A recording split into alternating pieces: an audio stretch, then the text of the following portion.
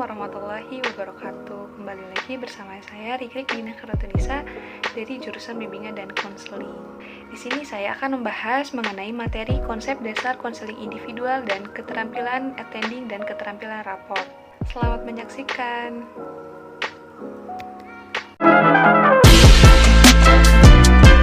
Nah, di sini ada definisi mengenai konseling individual.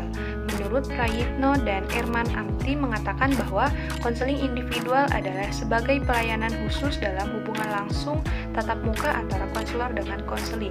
Nah, dalam hubungan langsung secara tatap muka dapat dicermati dan diupayakan pengentasan masalahnya.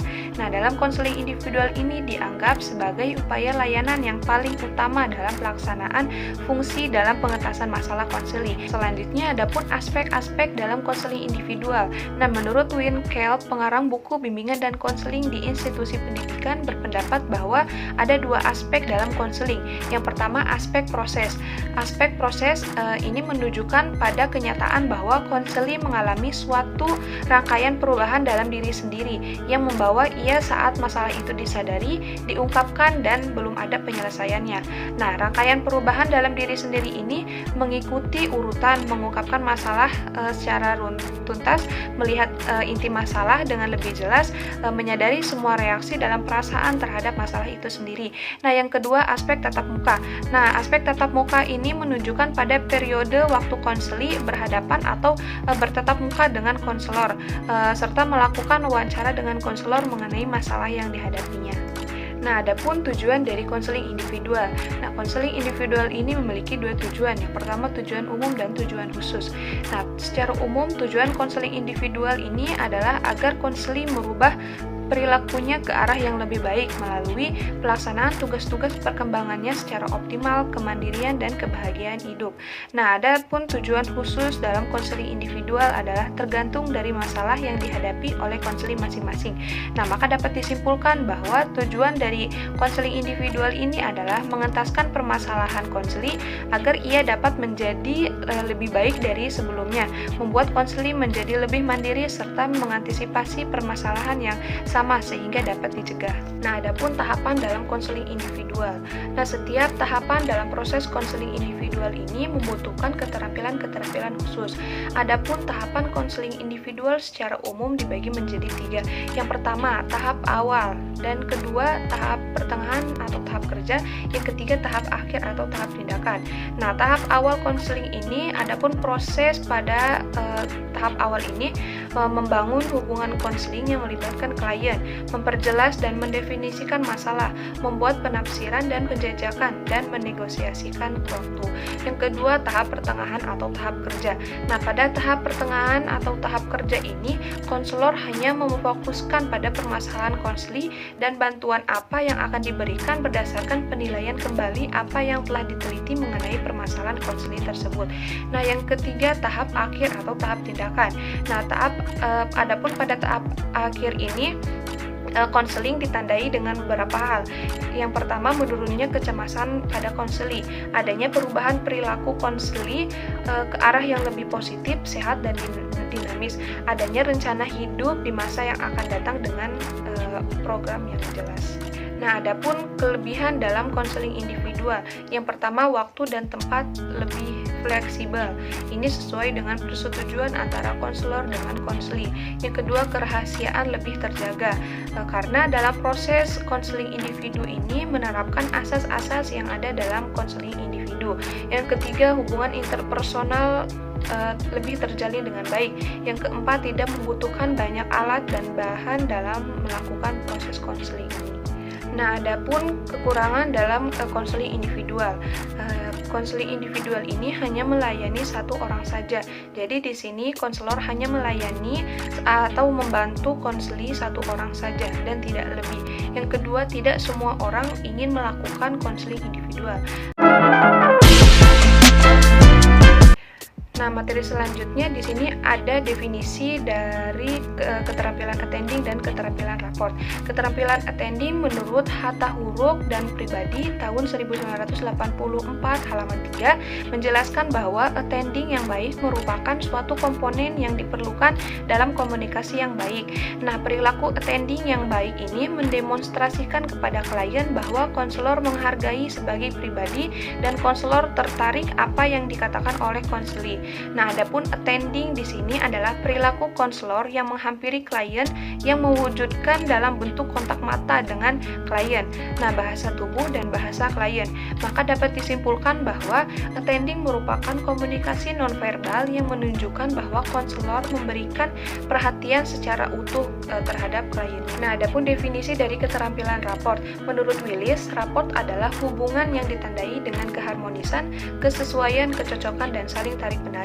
Nah, dalam raport ini diawali dengan persetujuan, kesejajaran, kesukaan, dan kebersamaan. Sedangkan menurut Bremer, Abrego, dan Shorstrom mendefinisikan raport sebagai suatu iklim psikologis yang positif yang mengandung kehangatan dan penerimaan sehingga klien tidak merasa terancam berhubungan dengan konselor. Nah, maka dapat disimpulkan bahwa raport ini adalah suatu hubungan komunikasi psikologis antara klien dengan konselor yang terjalin dengan baik dengan adanya penerimaan dan pemahaman sebagai klien. Di sini merasa nyaman sehingga proses konseling dapat berjalan dengan efektif dan efisien. Nah, adapun tujuan dari keterampilan attending dan keterampilan raport.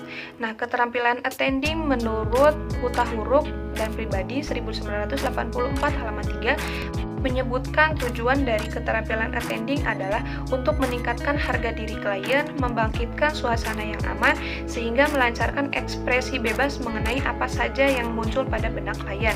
Nah, jadi keterampilan attending ini untuk meningkatkan harga diri klien, sebab sikap dan perilaku attending ini memungkinkan konselor untuk menghargai klien, membangkitkan suasana aman bagi klien, karena klien di sini merasa ada orang yang ia bisa percayai, merasa ada orang yang bisa untuk diajak bercerita, dan ia merasa terlindungi secara emosional. Nah, yang kedua, tujuan keterampilan raport. Nah, penerapan teknik raport dalam konseling merupakan suatu kondisi untuk bisa saling memahami dan mengenal tujuan bersama. Nah, adapun tujuan umum dari keterampilan raport adalah untuk menjembatani hubungan antara konselor dengan konseli melalui penerimaan dan minat yang mendalam terhadap konseli dan masalahnya. Adapun aspek-aspek yang harus diperhatikan oleh konselor dalam keterampilan raport. Yang pertama itu adanya sikap hangat antara konselor dengan konseli. Yang kedua, adanya perhatian dan penerimaan konseli secara positif. Yang ketiga, adanya sambutan terhadap konseli. Yang keempat, adanya kepercayaan konselor dengan konseli. Adapun tahapan dalam keterampilan attending. Nah, dalam proses attending ini terdapat beberapa tahap. Yang pertama, preparing for attending, persiapan untuk membantu. Nah, pada tahap preparing for attending ini merupakan langkah pertama yang dilakukan oleh konselor untuk menolong konseli dalam menyelesaikan masalahnya. Yang kedua, attending personally, attending secara personal. Nah, dalam perhatikan secara personal ini melibatkan banyak hal, diantaranya membuat postur tubuh yang atentif secara optimal. Atentif di sini adalah dengan postur tubuh yang menghadap konseli secara utuh, baik ketika duduk maupun berdiri. Yang ketiga, observing atau mengamati. Nah, dalam kemampuan observing ini adalah kemampuan yang paling dasar dari konseling. Nah, observing merupakan sumber data yang sangat relevan dari konseli. Yang keempat, listening atau mendengar. Nah, sebagai pendengar yang baik, kita harus tahu kenapa kita mendengarkan, dan kita juga harus punya alasan kenapa kita mendengarkan.